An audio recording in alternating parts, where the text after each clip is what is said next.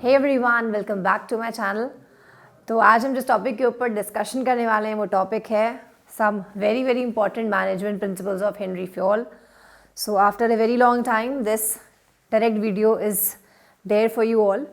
तो हम शुरू करते हैं अपने टॉपिक को, जिसमें आज हम पढ़ेंगे हेनरी फ्योल के बारे में। Okay, Henry Fayol. Henry Fayol को हम कहते हैं फादर ऑफ जनरल मैनेजमेंट, क्योंकि उन्होंने हमें 14 प्रिंसिपल्स दिए थे जो कि थे about every level in an organisation. अगर आप कॉमर्स के स्टूडेंट हैं तो आपने पढ़ा होगा कि there are 3 levels as a hierarchy. एक हायरार्की होती है, सबसे ऊपर हायरार्की में है top management. Obviously top management का काम है सबके लिए रूल्स वगैरह फ्रेम करना, पॉलिसीज़ बनाना, स्ट्रैटेजीज़ बनाना, और केवल फ्रेमिंग का काम है सारा। Next level is the middle level. Middle level includes the implementation of the plans which are formulated by the top management. मतलब ऊपर वालों ने जो भी प्लान्स बनाया, नीचे वाले वो सारे प्लान्स फॉलो करते हैं, यहाँ पर बैठे हुए सारे लोग। Third level is the lower level और द ऑपरेशनल लेवल। इस लेवल पे we are having the labours and we are having the supervisors जो इनके काम को सुपरवाइज करेंगे। ओके, तो Henri Fayol has given 14 principles of management. उन्होंने बोला कि मैनेजमेंट करने में प्रॉब्लम होती है, काम कैसे मैनेज हो रहा है, बड़ी प्रॉब्लम होती है। तो ऐसा करते हैं, हम कुछ सिद्धांत बताते हैं। इन हिंदी प्रिंसिपल्स इज सिद्धांत। हम कुछ सिद्धांत बताते हैं जो आपको बताएगा how to manage work and how to manage people at all the 3 levels. Okay, तीनों लेवल के लिए इन्होंने प्रिंसिपल्स हमें बताए हैं। जो टेलर हैं, जो फ्रेडरिक विंस्लो टेलर हैं, who is the father of scientific management, उन्होंने हमें प्रिंसिपल्स जो बताए हैं वो बेसिकली इस लोअर लेवल के लिए हैं, केवल ऑपरेशनल लेवल के लिए। पर Henry Fayol is the father of general management, इसलिए इन्होंने जनरली सबके लिए कुछ प्रिंसिपल्स बताए हैं। ओके, अगर आपने इसकी ब्रीफिंग शुरुआत में पढ़ी होगी तो you must be aware that the principles of management are flexible in nature. Flexible means जैसे कि हमने साइंस के प्रिंसिपल्स पढ़े हैं कि हमें पता है कि अगर हम यहाँ से इस डस्टर या मार्कर को नीचे फेंकेंगे तो ये नीचे ही जाएगा। Each one of us is aware about the gravity, about the gravitational force. तो हर जगह वो ग्रेविटी एप्लीकेबल है इन द एंटायर यूनिवर्स नहीं, ऑन द एंटायर अर्थ। जहाँ पर ग्रेविटी है तो हर जगह ही ग्रेविटी है। लेकिन जो प्रिंसिपल्स हेनरी फ्योल ने दिए हैं वो सारे प्रिंसिपल्स, या अगर कहें कि प्रिंसिपल्स ऑफ मैनेजमेंट, वो सारे फ्लेक्सिबल हैं and they can be modified according to the situation. काम मैनेज एक हॉस्पिटल में भी होता है, काम मैनेज एक पेट्रोल पंप पे भी होता है, काम मैनेज एक स्कूल में भी होता है, बट हर जगह काम मैनेजमेंट करने का अलग अलग तरीका है। Principles are same but the application can be modified and application can be different. तो आज हम पढ़ेंगे हेनरी फ्योल के सबसे पहले प्रिंसिपल को, जिसको हम कहते हैं डिवीजन ऑफ वर्क। जैसा कि आप इसकी हेडिंग को देखकर समझ रहे होंगे, division of work means work place पे काम को डिवाइड कर देना। ओके, अगर हम किसी एक आदमी को सारा काम दे दें तो ऑब्वियसली वो आदमी उस काम को अच्छे से परफॉर्म नहीं कर पाएगा। फ्योल हैज सेड कि हर आदमी के अंदर कुछ ना कुछ स्पेशलाइजेशन है। Okay, specialisation is the keyword in this point, कि काम को आपको बांटना है on the basis of specialisation. ठीक है, कोई आदमी मैनेजमेंट में बहुत अच्छा है, कोई आदमी रिसोर्सेज में बहुत अच्छा है, कोई आदमी मार्केटिंग बहुत अच्छी करता है, कोई सेल्समैनशिप पढ़ के आया है, कोई फाइनेंशियल स्टडीज़ करके आया है, कोई कुछ करके आया है, कोई कुछ करके आया है। तो आप अपॉइंटमेंट करिए as per the specialization, okay, and then divide the work according to the specialization to that particular person. अगर आपने देखा कि कोई सेल्समैनशिप में किसी ने पढ़ाई करी है, सेल्समैनशिप बहुत अच्छी करता है, उसके अंदर वो स्किल्स हैं, तो आप उस आदमी को सेल्स डिपार्टमेंट में डालेंगे। अगर आपने देखा कि किसी की अकाउंटिंग बहुत अच्छी है तो आप उसे फाइनेंस डिपार्टमेंट में डालेंगे। तो अकॉर्डिंग टू हेनरी फ्योल, एक आदमी को हम बर्डन्ड नहीं कर सकते with all the work, therefore the work in an organization should be divided and the division basis is specialization. काम को बांटने का एक ही प्रिंसिपल होना चाहिए कि काम सारा काबिलियत के हिसाब से ही बटेगा तो ही काम इफिशिएंटली होगा। ओके अगर आप किसी ऐसे इंसान को काम दे दें जो उसको नहीं आता, किसी ऐसे आदमी को आप अकाउंट्स बनाने को कह दें जो कि नहीं बना पाएगा, तो काम तो पहली चीज़ तो होगा नहीं, और दूसरी चीज़ बहुत ही ज़्यादा डिले होगा। पहला प्रिंसिपल हमने पढ़ लिया, division of work. Next principle is authority and responsibility.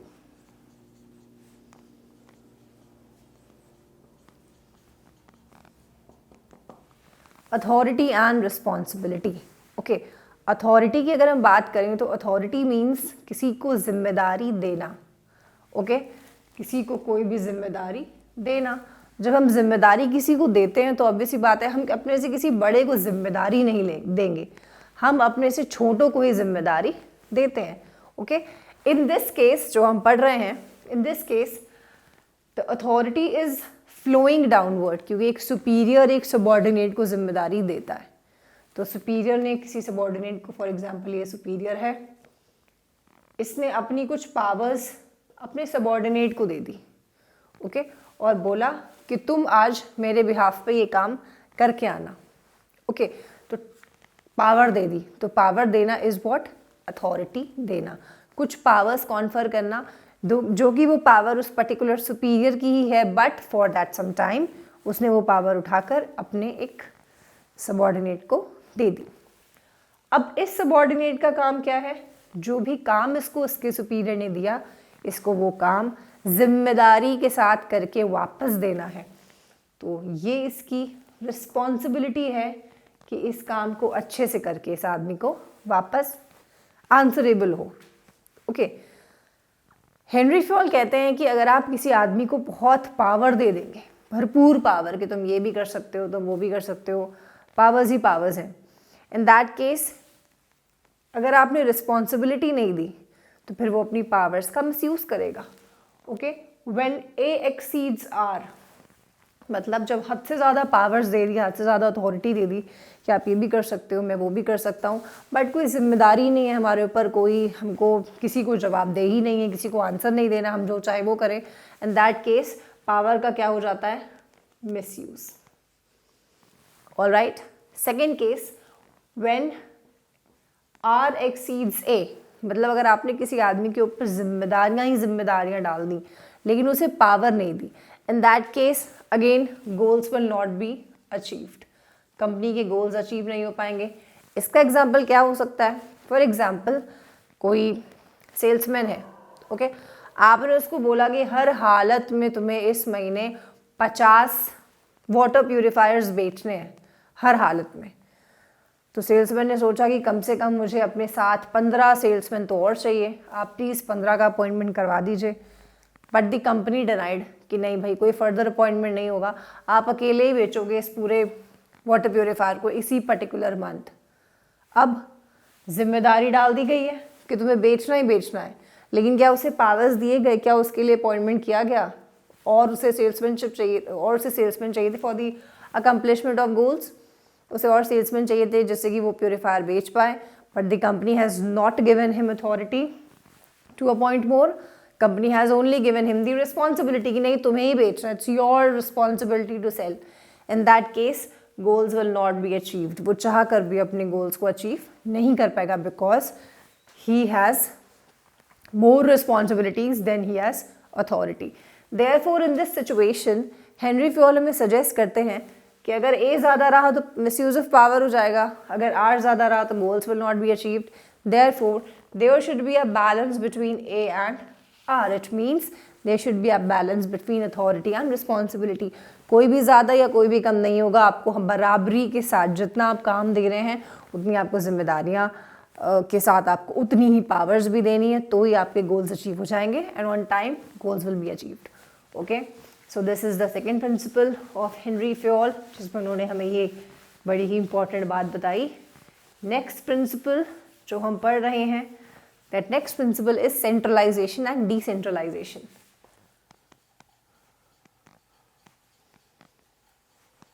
सबसे पहले हम पढ़ते हैं सेंट्रलाइजेशन के बारे में। ओके सेंट्रलाइजेशन जो शब्द शुरू हो रहा है वो शुरू हो रहा है C अल्फ़ाबेट से। तो C for centralisation, C for concentration, आपको ये याद रखना है। ओके, कंसंट्रेशन मीन्स एक जगह पावर्स का इकट्ठा हो जाना। ओके, फॉर एग्जाम्पल कोई भी ऑर्गेनाइजेशन है जिसमें पावर्स का एक हब है, हर एक छोटे डिसीजन के लिए you have to approach to the particular head office और you have to approach to the main officers of the office, तो ही आप डिसीजन मेकिंग कर पाओगे। In that case, in that scenario, that type of organisation is known as highly centralised organisation. For example ये एक office है, okay, ये इस ऑफिस का एचओ है, एचओ या फिर हेड ऑफिस। ओके, ये इसके कुछ डिपार्टमेंट्स हैं, ये फॉर एग्जांपल ये सेल्स डिपार्टमेंट है, ये परचेज डिपार्टमेंट है, ये फाइनेंस डिपार्टमेंट है, ये ह्यूमन रिसोर्स डिपार्टमेंट है, अलग अलग सब डिपार्टमेंट्स हैं। छोटे से छोटे डिसीजन के लिए अगर यहाँ के मैनेजर्स बार बार हेड ऑफिस आ रहे हैं, ओके, फिर यहाँ से रिप्लाई उतनी ही टाइम में जाएगा, बार बार वापस जा रहा है। तो हर छोटे डिसीजन के लिए when the organisation has to approach to some head office और to some authority where the power has been concentrated, मतलब पावर इकट्ठा कहाँ पे इस ऑर्गेनाइजेशन की, इस हेड ऑफिस में। तो हर छोटे डिसीजन के लिए आपको पूछने जाना पड़ेगा बार बार, ठीक है। तो इस वजह से आपके गोल्स टाइम पे अचीव नहीं हो पाएंगे, क्योंकि आप हर छोटी चीज़ के लिए पूछने जाएंगे। You have not given enough autonomy जिससे आप अपने फंक्शंस को परफॉर्म कर पाएँ। इस तरह के ऑर्गेनाइजेशन को हम कहते हैं हाईली सेंट्रलाइज्ड ऑर्गेनाइजेशन। और highly centralised organisation is sometimes not good, क्योंकि हम हर छोटी चीज़ के लिए बार बार पूछने के लिए जाएंगे, जो कि हमारे काम को बहुत ज़्यादा डिले कर देता है। ओके, तो अगला इसका पार्ट है डिसेंट्रलाइजेशन। Very easy. डिसेंट्रलाइजेशन के डी से आपको याद रखना है डिस्ट्रीब्यूशन या फिर डेलीगेशन। डिस्ट्रीब्यूशन या फिर डेलीगेशन। अब सेम सिनारियो, सेम पिक्चर हम बनाएंगे। This is head office, these are departments, for example purchase, sale, marketing, human resource. Okay, decentralise organisation वो वाली ऑर्गेनाइजेशन होती है जहाँ पे आपको हर छोटी चीज़ के लिए पूछने नहीं जाना। ओके, इस केस में क्या होता है, जो हेड ऑफिस है वो अपनी कुछ पावर्स ऑलरेडी इन्हें दे चुके होते हैं कि लो ये तुम्हारी पावर्स हैं। जब कुछ बहुत बड़ा, कुछ बहुत मेजर डिसीजन मेकिंग करना तो ही हमारे पास आना, अदरवाइज आप अपने छोटे छोटे डिसीजंस के लिए हमारे पास नहीं आएंगे। We are giving you enough autonomy to perform your decisions on your own. आप अपने डिसीजन को अपने हिसाब से ले सकते हैं। आपको हर छोटी चीज़ के लिए हेड ऑफिस वालों के पास बार बार परमिशन लेने आने की ज़रूरत नहीं है। इस तरह के ऑर्गेनाइजेशन को हम क्या कहते हैं, decentralised organisation. Henri Fayol says complete decentralisation is also not good. अगर आप किसी को बहुत सारे पावर्स दे रहे हैं और आप उससे कह रहे हैं कि जो तुम्हें मन में आए करो, बस मेजर बातें पूछने आना, तो हो सकता है कुछ ऐसे डिसीजंस ले लेगा which are not good for the organisation. In that case Henri Fayol has suggested that कभी भी हमेशा सेंट्रलाइज्ड ऑर्गेनाइजेशन रहेगा तो भी नहीं अच्छा है, हमेशा डिसेंट्रलाइज रहेगा तो भी नहीं अच्छा है। ही हैज सजेस्टेड कि there should be a balanced organisation. थोड़ी पावर्स आप रखिए, थोड़ी पावर्स आप डिस्ट्रीब्यूट कर दीजिए, लेकिन आप सारी पावर्स डिस्ट्रीब्यूट नहीं करेंगे, अदरवाइज आप फिर गोल्स को टाइम पे अचीव नहीं कर पाएंगे। क्योंकि अगर हाईली डिसेंट्रलाइज्ड हो गया तो फिर हमारे ऊपर कोई नहीं है जो हमारे काम को देखेगा। फिर हो सकता हो कि लोग वहाँ पर लेजर ज़्यादा इंजॉय करें और काम को टाइम पर ना करके दें। Okay, so this was the another principle जो हमने पढ़ लिया। अब हम पढ़ते हैं अपने फोर्थ प्रिंसिपल पे। That fourth principle is discipline. Very important in today's life. Discipline means अनुशासन, अनुशासन means discipline. Okay, discipline means आप किसी भी ऑर्गेनाइजेशन में बहुत ही डिसिप्लिन्ड तरीके से काम करिए। इट मीन्स आपको पता होना चाहिए आपके आने की टाइमिंग्स क्या हैं, आपके जाने की टाइमिंग्स क्या हैं, आपके वर्किंग आवर्स क्या हैं, आपने कैसे वहाँ पर काम करना है, आप कौन से डिपार्टमेंट में हो। आपको डिसिप्लिन के साथ मन लगाकर सारा काम करना है एंड अपनी कंपनी के गोल्स को, जो भी उसने गोल रखा है उस साल का, आपको उसको वो गोल्स अचीव करवाने में उसकी मदद करनी है। ओके, हेनरी फ्योल यहाँ पे कहते हैं कि डिसिप्लिन में काम करिए अगर कभी कोई डिसिप्लिन नहीं मानता, नहीं कर रहा है वो डिसिप्लिन में काम, आने की टाइमिंग्स उतनी अच्छी नहीं है, काम भी उतना एफिशिएंटली नहीं कर रहा है, उतनी अच्छी परफॉर्मेंस भी नहीं दे रहा है, इन दैट केस आप पेनाल्टी लगा सकते हैं अपने एम्प्लॉयज़ के ऊपर। आप उनके ऊपर पेनाल्टी लगाइए, आप उनके ऊपर एक्शन लीजिए। तो फियोल इज सेइंग काम सारा डिसिप्लिन तरीके से करना चाहिए, क्योंकि अल्टीमेटली हर एक ऑर्गेनाइजेशन किसी पर्पस से बनता है और हमें उस ऑर्गेनाइजेशन के गोल्स का ध्यान रखना बहुत ज़रूरी है।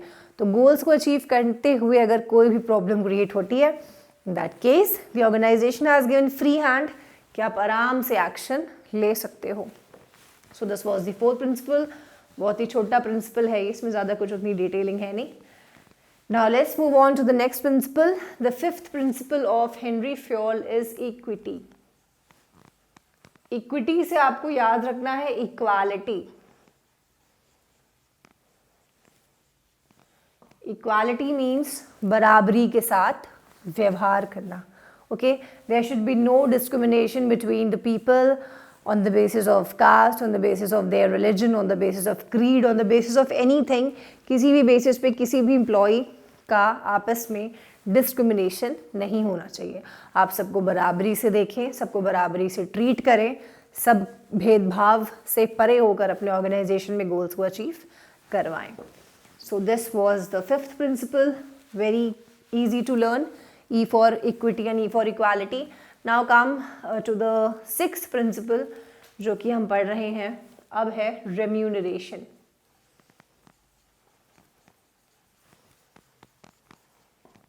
Okay, remuneration means any form of pay. Okay, any form of, किस चीज का any form? पे का,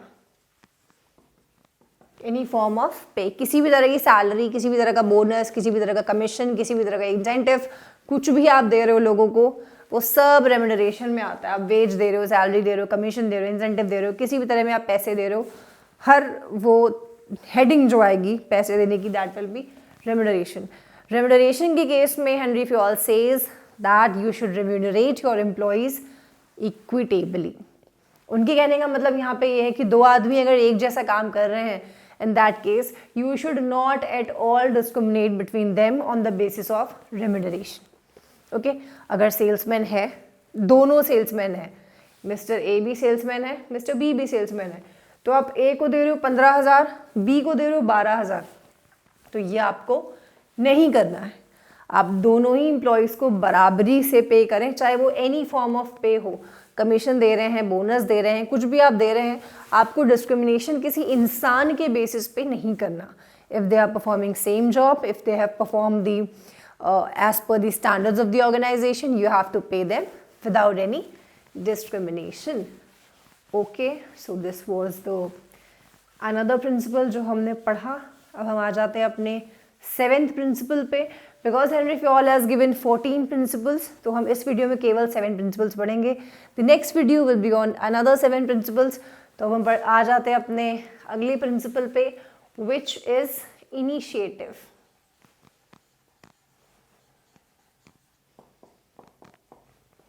initiative, okay. So the next principle initiative. Initiative means जो हम नॉर्मल भाषा में मतलब समझते हैं, काम को इनिशिएट करना, कोई किसी ने कुछ इनिशिएटिव लिया, किसी ने कुछ सजेशन दिया। यहाँ पर ये बोला जा रहा है, हेनरी फ्योल कहते हैं कि अगर कोई भी एम्प्लॉई आपको अपना कोई सजेशन देने आता है, ओके, कोई इनिशिएटिव लेकर आपको कुछ सजेस्ट करने आता है, ये तो हायरार्की आपको पता है, यहाँ टॉप मैनेजमेंट, यहाँ मिडिल मैनेजमेंट, यहाँ लोअर मैनेजमेंट, ओके। इस लेवल से कोई उठकर आपके पास यहाँ पे आपको कुछ सजेशन देने आ रहा है, इतनी मेहनत करके आपको कोई आइडिया देने आ रहा है कि सर ऐसा नहीं, हम ऐसा भी कर सकते हैं।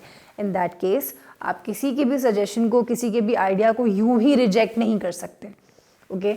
At least give a hear to them. आपको उनकी एक बार बात सुननी चाहिए, अपने एम्प्लॉयज़ को मोटिवेट करिए, सजेशंस को वेलकम करिए, ना कि सजेशंस को आप एकदम भगा दीजिए, ठीक है। इसलिए हमने देखा ऑर्गेनाइजेशंस में बहुत जगह एक डिब्बे बने होते हैं, उस पर लिखा होता है सजेशन बॉक्स, ओके। आपको जो भी सजेशन करना है यहाँ पर आप पर्ची डाल दीजिए और वो आपके सजेशन को एंटरटेन कर लेंगे।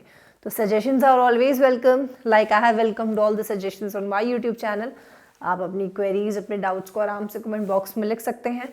तो वही सेम चीज़ बोली गई है, हेनरी फ्योल हैज सेड कि प्लीज़ किसी भी एम्प्लॉय के सजेशन को आप ऐसे ही रिजेक्ट ना करें। You should welcome all the suggestions which are given by your employees. So in today's video we have discussed the principles. First principle was division of work, जिसमें हम काम को डिवाइड करने के बारे में सोचते हैं as per the specialization. Next one was authority and responsibility, जिसमें हम पढ़ते हैं कि authority और responsibility में बैलेंस होना चाहिए. तीसरा हमने पढ़ा था centralization and decentralization. Centralization बोलता है concentration of powers, decentralization बोलता है division of power. फिर हमने पढ़ा equity. इक्विटी मीन्स इक्विटेबली, बराबरी से treatment without any discrimination. Then हमने पढ़ा डिसिप्लिन. डिसिप्लिन मीन्स एकदम शांतिपूर्वक, तन्मयता के साथ काम करना है. देन हमने पढ़ा रेम्यूनरेशन. रेम्यूनरेशन मीन्स किसी भी तरह का पेमेंट आप कर रहे हैं, there should be no, at least no discrimination on that basis. Last हमने पढ़ा इनिशिएटिव. इनिशिएटिव में हमने पढ़ा कि जो भी आपके सबॉर्डिनेट्स अगर कोई सजेशंस लेकर आते हैं तो आप उनके सजेशंस को वेलकम करिए, उन्हें स्ट्रेट अवे नो मत कहिए, आप उन्हें वेलकम करिए. हो सकता है उनके सजेशन से आपकी कंपनी का कुछ फ़ायदा हो. Alright, so this is it for today's video. I hope आपको आज के ये 6 प्रिंसिपल समझ में आ गए होंगे. In case of any doubt, in case of any query, please use the comment box and thank you so much for watching the video.